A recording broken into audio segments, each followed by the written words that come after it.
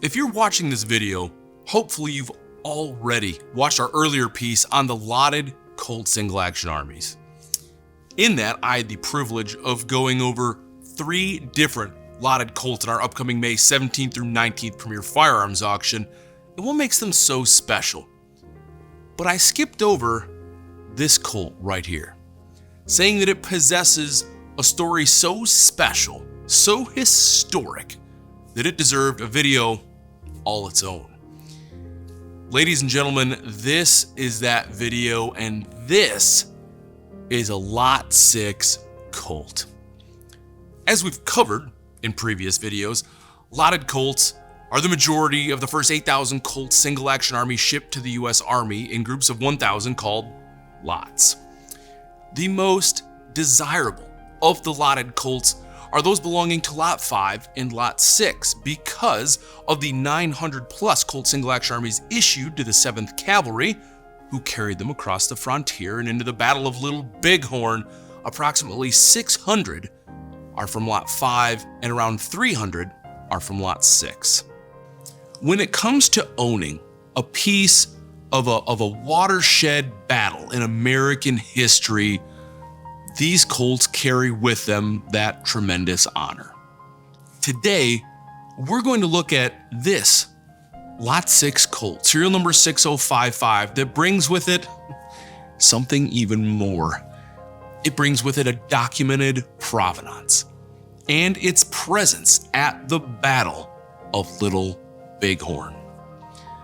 Now, that's a pretty weighty claim to make without some evidence, and thankfully this Colt brings plenty. First, it comes documented by an 1887 letter regarding this revolver being loaned for use in a display. The revolver is mentioned by serial number in that letter and having been used by a Captain Myles Moylan. If you know anything about these period documents, that is absolutely extraordinary that they would have the state of mind to mention the serial number. That's something we expect today as collectors. It's not something we expect to see only 11 years after the Battle of Little Bighorn. Second, it is accompanied by a letter from John Kopek, the foremost authority on Colt Single Action Armies and Custer's 7th Cavalry Colts. Not only does Mr. Kopek confirm that period letter, he also confirms the revolver's authenticity. Colt 6055 is also bracketed on both sides by Colts known to have been at the Battle of Little Bighorn. It is just 7 serial numbers away from the famous 6048, the backstrap, that's dug up from the battlefield of Little Bighorn. 6269 is a serial number that was found in Sitting Bull's camp in Saskatchewan. 6450 is a cylinder, just the cylinder that was found at the Little Bighorn battlefield. And 6559 was turned in by none other than Captain Benteen himself in about 1876. More on Captain Benteen later, of course. And this is along with more serial numbers that came earlier than that. And we could go on with other aspects that help prove this revolver, but you'll have to check out the description on our website for the rest. Earlier, we mentioned this revolver being documented in that period letter to Captain Myles Moylan. So who is Captain Myles Moylan? While his early details are a little bit cloudy, Moylan would eventually enter the US military and enjoy a career spanning over 3 decades and several of the United States' most significant engagements. He fought in numerous battles of the Civil War, including Shiloh and Gettysburg. He was awarded the Medal of Honor for gallantry during the Battle of Bear Paw, where he fought until he was severely wounded. And he commanded and fought throughout the American Indian Wars, including the infamous Wounded Knee. But this revolver, serial number 6055, has intimate ties to an even more significant moment in American history. It was carried by Moylan during the Battle of Little Bighorn. Moylan, as you may have guessed from his military career following the Battle of Little Bighorn, was not serving under George Armstrong Custer. Instead, Moylan led the 7th Cavalry's Company A under Major Marcus Reno. And it was Reno, Custer, and Major Frederick Benteen, each with several companies of men underneath him who took part in the Battle of Greasy Grass. In an attempt to prevent the Native Americans from escaping, Custer sends Benteen and his men along the base of the Wolf Mountains with orders to, quote, pitch into anything he might find. Meanwhile, Custer and Reno continue toward the village. Custer divides his force again, a by-the-book strategy and a common cavalry tactic of the day. Custer takes his 5 companies in a northerly direction atop the large bluffs on the east side of the Little Bighorn River, which will overlook the village. He orders Reno's 3 companies, including Company A, led by Captain Myles Moylan, along a similar northerly direction, but through the valley west of the Little Bighorn River, approaching the south end of the native encampment.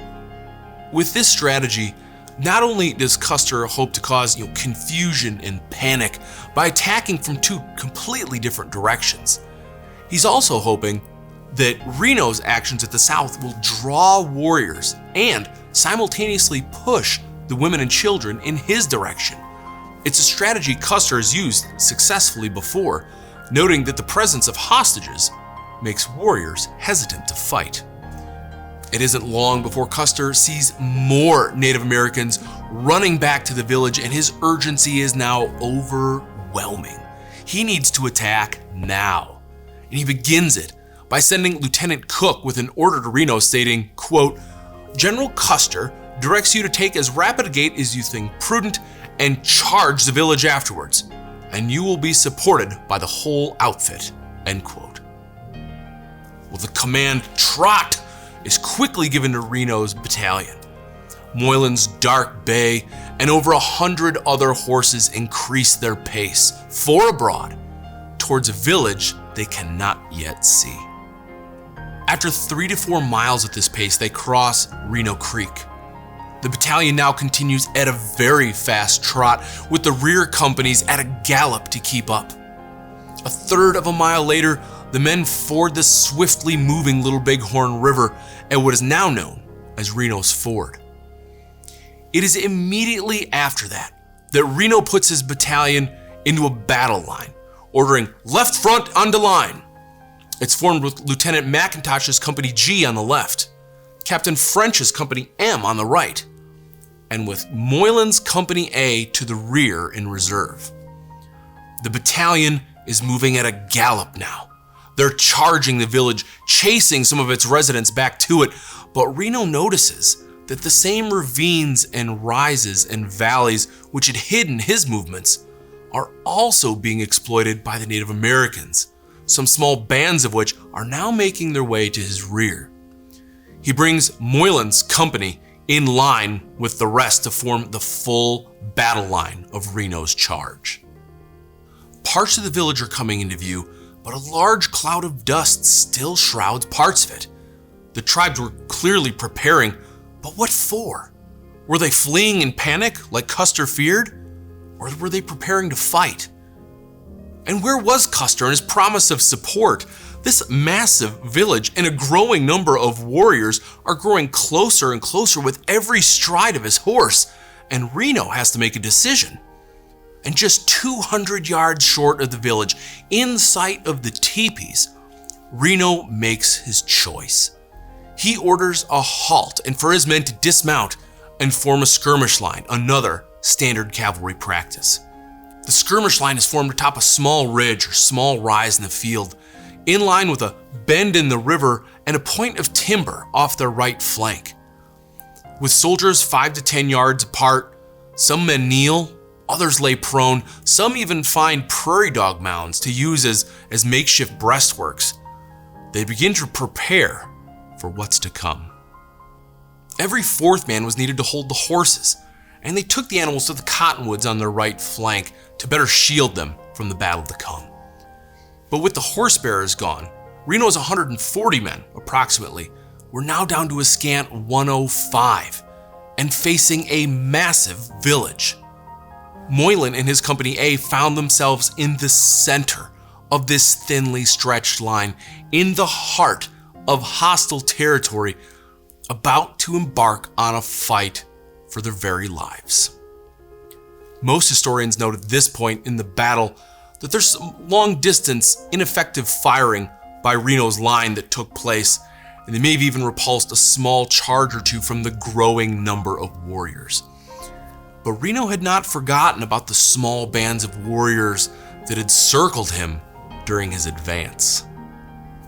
One first-hand account states that a soldier says, "Captain French, the Indians are at our rear," to which French replies, "Oh no, those are just General Custer's men," still expecting Custer's promised support, and in timing seldom seen outside Hollywood movies. At that moment, Private George Lawrence is shot in the back of the neck, the bullet exiting his mouth. Soon, a group of mounted braves emerge from a nearby valley, hidden by the terrain, and are now attempting to circle his left flank. The boom and the smoke of heavy carbine fire mixes with the thunder of hooves and the high-pitched war whoops. Hurried word then came that warriors were turning the right flank and threatening the horses. G Company, already on the right side of the line, was taken by Reno into the timber to help repulse them, and Moylan, in the center of the line, is forced to stretch his A Company even further to fill the now existent gap on the right side. After just 15 minutes, with mounted warriors on three sides and others closing in from the timber, the position could not be held, and Reno is dangerously close to being overrun. A withdrawal to the woods is ordered, and to bring the skirmishers around the horses, Moylan's Company A and Captain French's Company M execute a flank movement, so the skirmish line is now facing west to what had just been their left flank. The cottonwood and the timber are now behind them, and everywhere the sounds of gunfire, war cries, and horses. Confusion ensues. Men are scattered. Communication suffers in the woods. The undergrowth hinders almost all movement. And there's a command given to mount, but no formation can be made in the woods. The warriors now all but surround them and hold the higher ground. Bullets smash into trees and leaves are falling from the heavy gunfire, and Crazy Horse, having finally prepped himself for battle, joins the warriors, emboldening them even further. Moylan is now with Reno, urgently discussing their next position, and they spy, across from the Little Bighorn, a bluff top where the men can establish a defensive position. And in the midst of their talk, Reno's Arikara Scout bloody knife is shot in the head, spraying Reno's face with blood and carnage. It shocks him. Major Reno gives some shaken orders, and with an overwhelming force of warriors in his sight states, "Any of you men who wish to make your escape, draw your revolvers and follow me." The wounded and unhorsed were left behind to their fate. Command begins at a trot and quickly turns into a gallop. It begins a mad dash for the Little Bighorn River 1 mile away. It would be one of Reno's costliest mistakes. Crazy Horse and his native forces had been waiting outside of the woods where the soldiers would have less cover and concealment. And when they see the cavalry troops burst from the woods, sprinting for the river, Crazy Horse calls to the men near him, "Here are some of the soldiers after us again. Do your best. Let us kill them all off today and they may not trouble us anymore. All ready? Charge!" The Indians and their fresh ponies quickly made ground against the beleaguered cavalrymen and their tired mounts. They soon rode among the rear of the troops, with one warrior later stating, "Right among them we rode, shooting them down as in a buffalo drive." It was a mix of Sioux and soldiers and dust and arrows and gunshots and fallen men. Fighting was hand to hand, and one soldier stated later, quote, "It was death to any man who fell from his horse or was wounded and was not able to keep up with the command." Moylan at this time was galloping with the head of his company, but later said about half the distance from from where we started for the river to the river, I dropped from the head of my company down to a point about the middle of the company, and I found that the rear of my company was very much broken up, as the shooting into it was very severe. A good many men had been wounded, and some killed, while the company was in motion." End quote. With no rear guard to cover the retreating troops, Reno's charge had quickly turned into a violent rout. When this hell-bent retreat finally spilled onto the banks of the Little Bighorn River, men crossed as quickly as they possibly could, but the Little Bighorn provided no safe haven for the frantic jam of men and horseflesh. The river was 50 yards wide and about 2.5 feet deep, with a swift current. Even those who were able to get safely across were met with steep banks as tall as 8 feet in many places, which led to the steep bluffs with only narrow paths, said by one survivor to be wide enough to only let one man pass through at a time. The rush and desperate haste would have been unimaginable. The river filled with this mass of slow-moving horses and men, no doubt made for easy targets as they fled for their lives. Those towards the rear of the column were subject to withering fire and ferocious hand-to-hand fighting. Soldiers emptied their revolvers into the very breasts of warriors, while war clubs and tomahawks met their targets with wet thuds and sickening cracks. Upon finally scaling the bluffs, the men began to form a defensive position and to aid their wounded. In approximately an hour, between a quarter and a third of the entire command had been killed. Both Moylan and French had survived, but McIntosh of Company M had been killed in the headlong charge from the woods. Moylan himself found a great number of men missing, stating that, quote, "There were some 9 or 10 men that had been hit and some 4 that had been killed or were missing," end quote. One first-hand account then recalls the following. "After we gained the bluffs, we could look back upon the plains where the Indians were and could see them stripping and scalping our men and mutilating their bodies in a horrible manner. The prairie was all afire." Shortly thereafter, Reno's exhausted men were joined by Benteen's command of 4 companies and, thankfully, their pack train. The men gathered on what is now known today as Reno's Point now had supplies and additional manpower, but the threat was far from over. The warriors were no longer attacking Reno's Point, but elsewhere the battle raged on. Gunfire could be heard, a fact to which Captain Moylan would later testify, and the sounds were that of Custer and his 5 companies being slaughtered to the last man.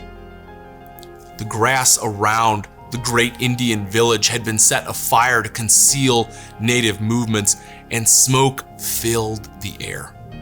Within an hour of listening to the distant gunfire, a Captain Wire and his Company D rode out towards the shooting towards a high vantage point, only to see Indians firing at things on the ground. The fight was over. The wounded were being finished, bodies were being looted, and the dead were now subject to horrible desecration by the victors. And now, those victors, in a mass larger than any of the men had seen before, were riding hard straight at them. The soldiers quickly returned to Reno's Point, but could do little else but load their guns and wait for the storm to come.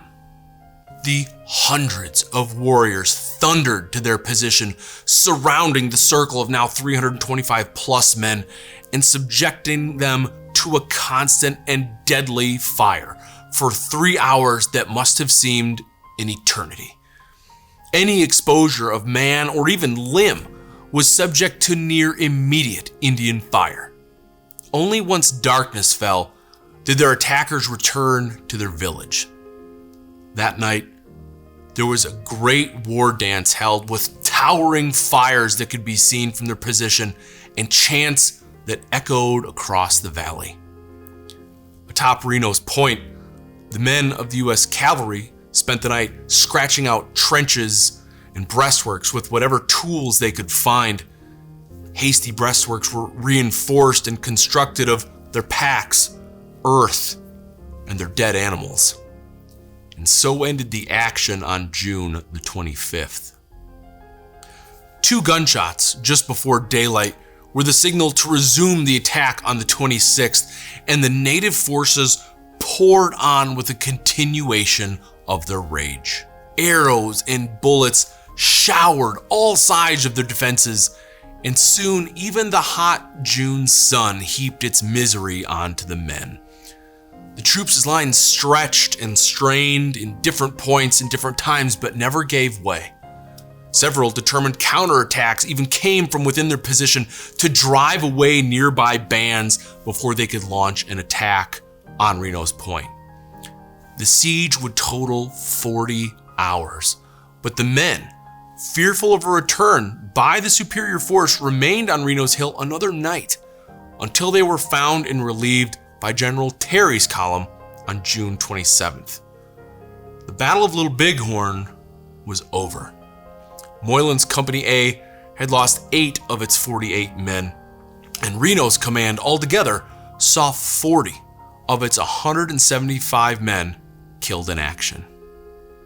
Given Moylan's survival in the field, it's safe to assume he took Reno's advice to heart when his commander said, "Any of you men who wish to escape, draw your revolvers and come with me." Colt number 6055 from Lot 6 is documented by serial number to Captain Myles Moylan, a combatant who rode in Reno's charge, who fought on open ground, who evaded death in the woods, who defended Reno's point, and who ultimately survives the Battle of Little Bighorn. As such, 6055 is an immensely significant object for historians, Colt collectors, and all collectors of 19th century American firearms. Moylan's Colt has remained in the same family for over 60 years, and our May 17th through 19th premier firearms auction will be its first offering in all that time. It is an inestimable treasure of American history. It is the Colt Single Action Army of Captain Myles Moylan, and it is only at Rock Island Auction Company.